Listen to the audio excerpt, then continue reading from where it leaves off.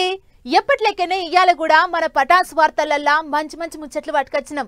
సర్పంచ్ సాబు జర కాల్వలు సాబ్ చేపియరాదు, సర్పంచ్ సాబు జర నీళ్ల సంగతేందో చూడరాదు, సర్పంచ్ సాబు గా రోడ్ల కదేందో పట్టించుకోరాదు.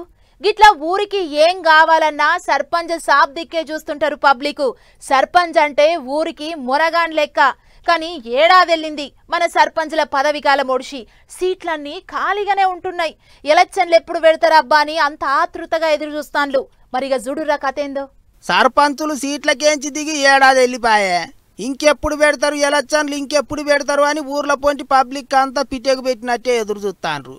అగో ఇగో అంటారు గాని ఏ ముచ్చట చెప్తలేరు సర్కారు వాళ్ళు అని పల్లె జనాలు పరిశాన అవుతున్నారు.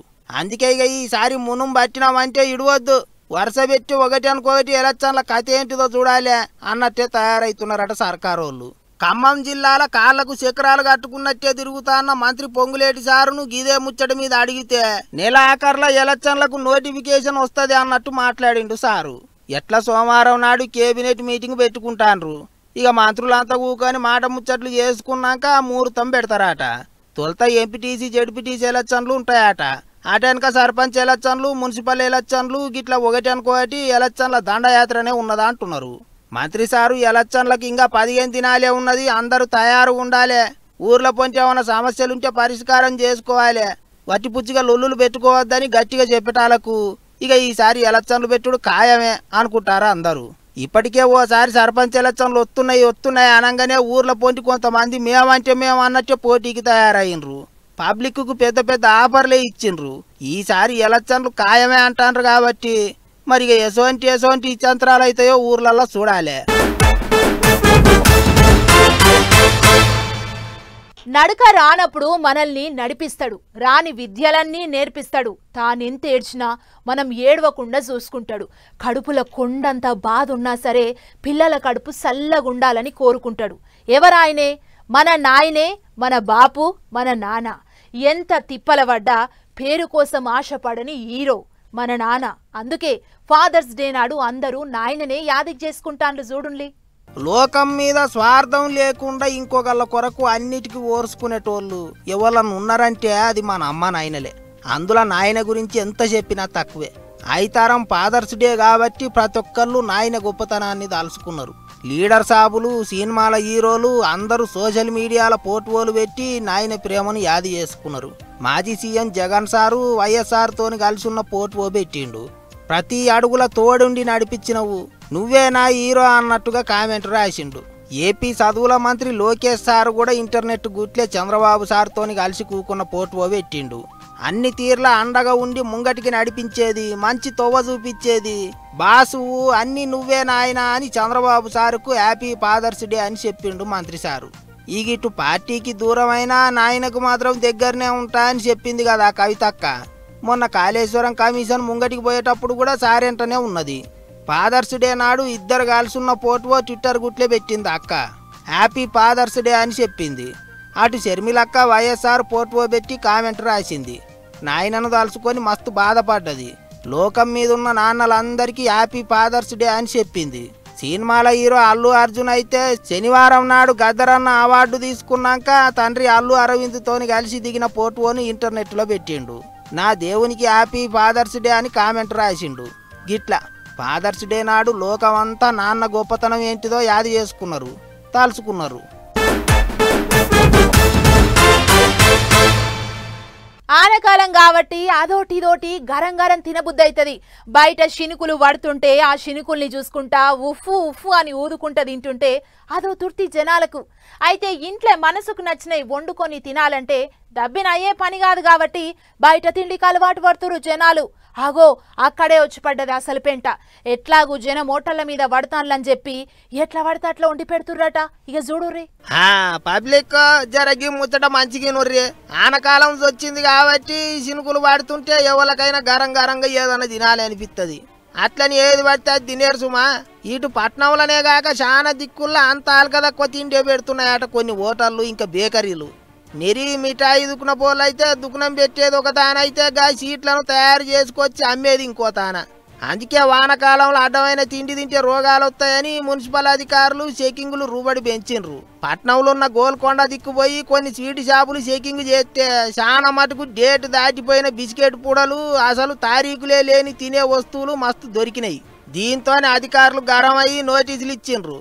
వండుతున్న గిన్నెలు బొన్నెలు అన్ని చెకింగులు చేసి సాయిబాను గిట్టనే ఉంటుందా అనా, శుభ్రం చేసుకునే సోయిగిన లేదా, ఎంతసేపు మీ సోయి పైసల మీదనేనా అని సొట్లు పెట్టిండ్రు. అటెనక బడా బజార్లు ఉన్నవో సమోసాల కంపెనీ కాడికి పోయి సమోసాలు చేస్తున్న తరిక మొత్తం పరీక్ష పట్టి చూసిండ్రు. ఇక చూడర్రి కండ్లు జిగేలు మనేటట్టు కంపెనీ చెక్కున ఎట్ట మెరిసిపోతున్నదో. గిసోంటి జాగర సమోసాలు తయారు చేసి అమ్మితే అవి అన్ని తింటే మనం ఉంటామా?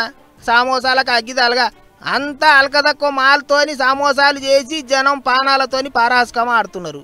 చల్ మీ దుకాణం బంద్ చేయర్రి అని షట్టర్ కిందికి గుంజిర్రట ఆఫీసర్లు. మరి చూస్తుండ్రు కదా పబ్లిక్, నోటికి కమ్మగున్నాయని బుర్ర బుర్ర ఊరికి పోతం పెట్టకుర్రి. చాలా దిక్కుల్లో అంత ఖరాబైన మాలతోనే తిండి తయారు చేస్తున్నారని అధికారులు చెకింగ్లు చేసి మరి చెప్తున్నారు.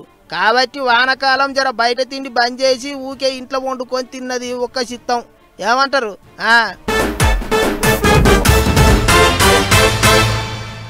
భూమి మీద నూకలు తినే బాకుంటే పిడుగుబడ్డా సరే పిల్నీసు గుచ్చినట్లు కూడా కాదు. యముడు కూడా నీకింకా టైం ఉన్నది బేట అనుకుంటా పక్క పొంట వెళ్ళిపోతాడు. గిట్లనే మొన్న విమానం కూలిపడ్డప్పుడు 100 మంది జీవిడిచినా ఒక్క అన్న మాత్రం బతికిండు. ఎట్లా బతికిండు ఏం కదా అనేది తెలుసుకుంటే అప్పుడు బయటపడ్డది 11 సీటు ముచ్చట. ఇక ఇప్పుడు ఎక్కడ చూసినా గా సీటు గురించే మాట్లాడుకుంటాండ్రు. మీరు కూడా చూడుర్రి. అహ్మదాబాద్లో 2 రోజుల కింద రెక్కలు తెగిన పచ్చి లెక్క గిట్ల గాలికి ఎగిరిందో లేదో అమాంత కింద పడ్డది విమానం. తెలుసు కదా, గా విమానంలో ఉన్న 241 మంది కాక అంతా కలిపి 274 మంది జీవిడిచిండ్రు. అయితే ఒక్కడు రమేష్ అని అన్న బతికిండు. ఇప్పుడు ఆయన గురించి, ఆయన ఊకున్న 11A సీటు గురించే మాట్లాడుకుంటారు లోకమంతా. విమానంలో 11A సీటు ఎక్కడుంటది ఏం కథ అని ఇంటర్నెట్లో గట్టిగా దోలాడుతుండ్రట పబ్లిక్. గట్టే కాదు, ఇది వరకు విమానంలో 11A సీట్లే కూకోవాలంటే పబ్లిక్ వద్దు అనేటోళ్ళట. ఏంటికంటే విమానంలో అన్ని సీట్లకు కిటికీలు ఉంటాయి కానీ దానికి కిటికీ ఉండదట. అందుకే 11A అంటే చాలా మందికి పసంద్ అయ్యేది కాదు. కానీ ఇప్పుడు గా రమేష్ అన్న 11A సీట్లో కూకొని బతికిండని తెలవంగానే ఆ బర కొడుకు 11A సీటే అన్ని సీట్ల కంటే మంచిది అనుకుంటారట జనం. ఇది ఒకటే కాదు, ఇది వరకు ఓసారి 1998లో థాయిలాండ్లో విమానం కూలితే అప్పుడు కూడా 11A సీట్లో కూకున్న జేమ్స్ అనే అన్న బతికి బట్టగట్టిండు. అప్పుడు కూడా ఆయన ఒక్కడే బతికిండట. అందుకే 11A సీటు గురించి ఇంత గట్టిగానే మాట్లాడుకుంటారు ఇప్పుడు పబ్లిక్. ఇక అహ్మదాబాద్లో విమానం కూలినప్పుడు రమేష్ అన్న బయటికి దునికిండు అనుకుంటారట చాలా మంది. కానీ అట్లా కాలేదట.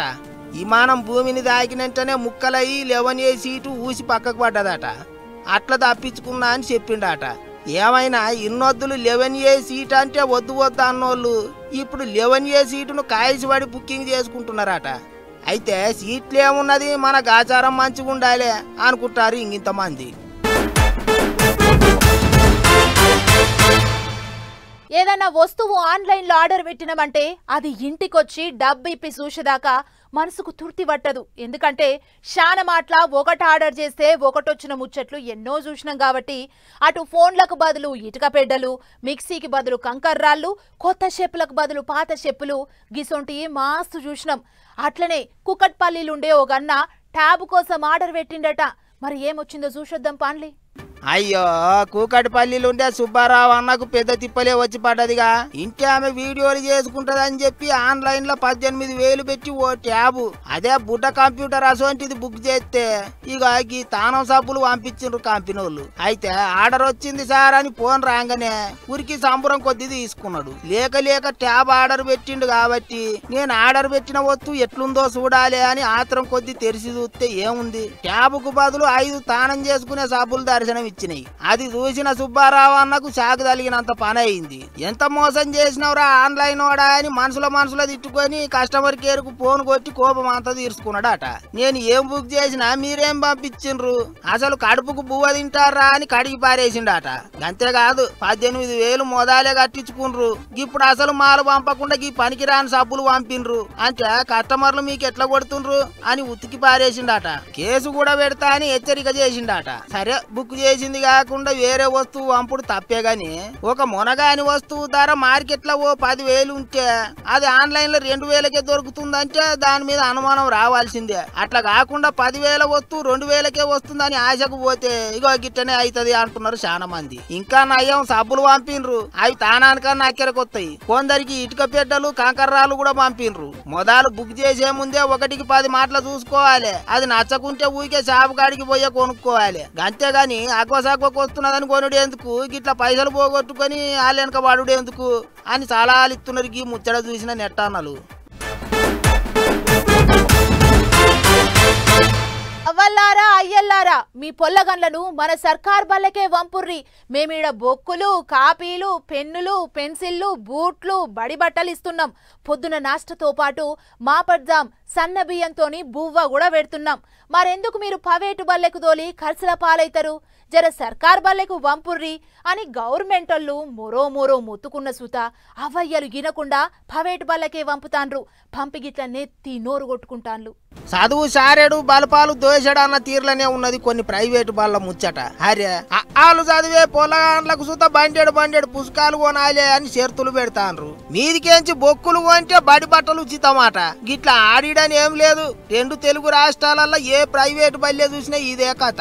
ఒక్క ముక్కల చెప్పాలంటే ప్రైవేటు బళ్ళన్నీ చిన్నపాటి పుస్తకాల దుకాణాలు అయినాయి. మూటలకు మూటలు తెచ్చి అయ్యవల కాడ వేలకు వేలు గుంజుకుంటూ పెద్ద దందానే చేస్తున్నారు. అదే పాయ 9దో 10దో చదివే పొలాన్లకు పుస్తకాలు సంచి నిండి ఇచ్చిండ్రంటే ఏమో అనుకోవచ్చు. కానీ ఎల్కేజీ యూకేజీ నర్సరీ చదివే పొలగాన్లకు సుత సంచులు నింపుతారు. అసలుకైతే బుడ్డ పొలగాన్లు పలకా బలపం బట్టి రాసుడే మా ఎక్కువ. అసోంటిది బొక్కులు కాపీలు రాస్తుండొచ్చునా ఇలా కథ కాకుంటే అని గులుగుతాండ్రు పొలగాన్లు అయ్యవలు. అట్లని బయట కొంటామంటే ఒప్పుకుంటలేరు. ఎవ్వలి బడి బొక్కుల మీద వాళ్ళ అట్టలేసి ఖచ్చితంగా మా బడి బొక్కులు మా బల్లెన కొనాలే అని షరతులు పెడుతున్నారు చాలా మంది. అట్లనే టైలు, బెల్టులు, బడి బట్టలు ఇంకా షెడ్ర పడ్ర అన్ని బల్లెన కొనాలని కండిషన్లు పెడుతుండ్రు. దీంతో జేబులు గుల్ల చేసుకుంటాండ్రు జనాలు. లెక్కకైతే ప్రైవేటు బల్లె పుస్తకాలు ఇంకా బడి బట్టలు అమ్మొద్దని గట్టి రూల్ ఉన్నది. అయినా సుత ఆ రూలుకు తూటి పెట్టి షెర్ల బార్లు తోలి కొమ్ముల బేరం చేసినట్టే చేస్తున్నాయి ప్రైవేటు బళ్ళు. అట్లా 1వ తరగతి పొలగాండ్ల బొక్కులకే 4-5 వేలు అవుతున్నాయంటే ఇక 9-10 చదివేటోళ్లకు ఎంత కావాలనో చూడుర్రే. ఇప్పటికన్నా ప్రైవేటు బళ్ళ మీద విద్యాశాఖ వాళ్ళు నజరు పెట్టి దుకాణాలు బంద్ చేపియ్యుర్రి.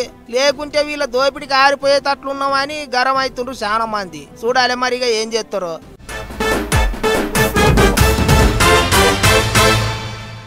పెద్ద సర్కార్ కొలువులు ఏసేటోళ్లకు సర్కారు బుగ్గకార్లు ఇస్తుంటది.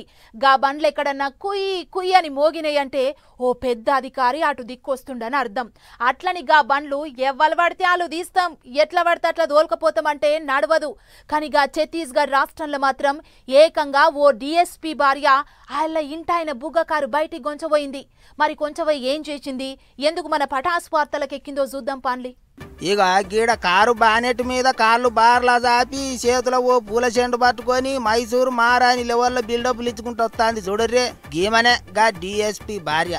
వీళ్ళ ఇంటి ఆయన జంజగిరి చాంపా జిల్లాకు డిఎస్పీ. అయితే ఇంటి ఆయనది పోలీసు నౌకరీలో పెద్ద కొలువు కాబట్టి సర్కారు వాళ్ళు బుగ్గ కారు ఇచ్చిండ్రు. ఆగో గా బుగ్గ కారును రోజు నువ్వే వేసుకపోతావా, నేను ఒక్కసారన్నా తీసుకుపోవద్దా అని చెప్పి పుట్టిన బర్త్డే నాడు దోస్తులను ఎమ్మటేసుకొని బయటికి వెళ్ళింది. జంగళ్లకు పోయి బండి డోర్లు కొలాంచి చిన్న కథలు కాదు. బానెట్ మీదకి ఎక్కి అమ్మగారు మారనోళ్ళే కూసుంటే కత్తిమ దోస్తులంతా డోర్లకు గబ్బిలాల తీర్ల యాలడబడ్డరు. ఇక గీమైతే డిక్కీలో కూసోని డింకు చకల ఆడుతాంది. అటెనక ఓ తాన బండి ఆపి నురగ డబ్బా అందుకొని అద్దం మీద 32 అని రాసింది. దాన్ని డ్రైవర్ వైపర్లతో దూడిపోయంగానే వెంటనే మళ్ళా 33 అని రాసింది. మరి అది సర్కారు బండి అనుకున్నదో లేకుంటే వాళ్ళ అవగారు పెట్టిన బండి అనుకున్నదో ఏం పాడో గాని బానెట్ మీద ఎక్కుడే కాకుండా అదేదో ఊరేగింపు తీసే బండి అన్నట్టు తెగ ఫీలింగ్ అయిపోయింది. సరే పుట్టినరోజు చేసుకుంటే మనకేం తిప్పలగాని సర్కారు అధికారిక బండిని సర్కారు పనుల కోసమే వాడాలి. అంతేగాని గిట్ల సొంత పనులకు వాడుడేందన్నట్టు అధికారుల మీద ఇటువంటి పుకార్లు బొచ్చెడు ఉన్నాయి. అవట్లా ఉండంగానే మళ్ళా ఇదోటి మోపు చేసిండ్రు. అంటే వాళ్ళ ఆయన పోలీసు కాబట్టి ఎవరేం చేయలేరు అనుకున్నదో ఎట్లనో మరి అక్క. కానీ పబ్లిక్ అయితే గట్టిగానే కోపానికి వస్తున్నారు. అయితే ఇంత అయినా కూడా డిఎస్పీ వాళ్ళ ఇంటి ఆమె మీద ఎటువంటి యాక్షన్ తీసుకోలేదట ఉన్నతాధికారులు. దీంతో వీడియో సోషల్ మీడియాలో ఇంగింత గిర్రగిర తిరుగుతాంది. ఛత్తీస్గఢ్ రాష్ట్రంలో సర్కారు పోలీసు బండ్లు పుట్టినరోజులకు సుత వాడుకోవచ్చు, కావాలంటే చూడుర్రి అని సెటైర్లు ఎత్తున్నారు నెటిజన్లు. చూడాలి మరి ఇప్పటికన్నా యాక్షన్ తీసుకుంటారో లేదో.